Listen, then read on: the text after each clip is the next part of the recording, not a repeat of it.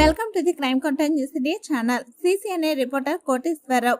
పల్నాడు జిల్లా అమరావతి మండల అత్తులూరు గ్రామానికి చెందిన తెలుగుదేశం పార్టీ అధ్యక్షులు గంటా రాజేష్ మాట్లాడుతూ, చంద్రబాబు ముఖ్యమంత్రిగా ఉంటే రాజధాని ఆంధ్రప్రదేశ్లో నిర్మాణం అయి ఉండేదని, హైదరాబాద్ లో ఉద్యోగాలు వ్యాపారాలు చేసుకుంటున్న పెద్దగూరపాడు నియోజకవర్గ వాసులు ఇక్కడే ఉండి ఉద్యోగాలు చేసుకునేవారని అన్నారు.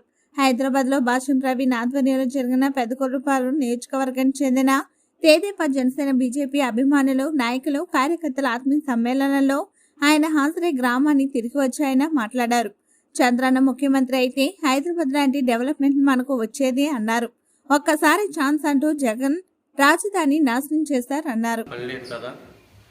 అదే ఈసారి ఎలక్షన్కి మేము వారం ముందల రోజు ప్రతి గ్రామానికి వచ్చి 10 మందిని ఓటు ఎందుకు వేయాలి బాబు గారికి అని చెప్పి ప్రతి గ్రామంలో తిరిగి మోటివేషన్ చేస్తామని చెప్పారు.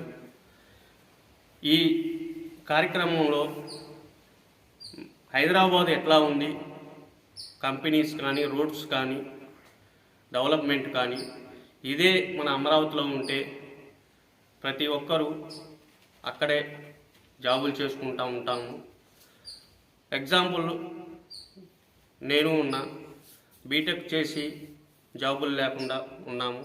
ఈ జగన్మోహన్ రెడ్డి గారు ఇక్కడ ఈ 5 సంవత్సరాలు ఒక్కసారి ఛాన్స్ ఇవ్వండి అని చెప్పి ఇంతవరకు ఏ కంపెనీలు వచ్చిన కంపెనీలను పంపించడం ఇలా చేస్తూ ఉన్నారు.